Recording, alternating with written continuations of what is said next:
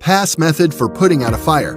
In this video, we'll teach you how to properly use a fire extinguisher using the pass method. When fire strikes at your workplace, be sure to follow these 3 steps.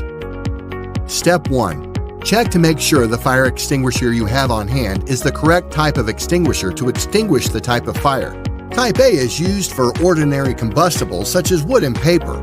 Type B extinguishers are used on flammable liquids like gasoline and oil. Type C is for electrical fire, so they can be used on faulty outlets and appliances. Type D is used on flammable metals such as magnesium and titanium. And Class K extinguishers are used when fires involve cooking media, fats, grease, and oils. All commercial cooking sites such as restaurants need this extinguisher. If you don't feel you can safely put out the fire, exit the building immediately. Step 2. With the extinguisher in hand, step 6 to 8 feet away from the fire. Step 3. Use the pass method to put out the fire. P.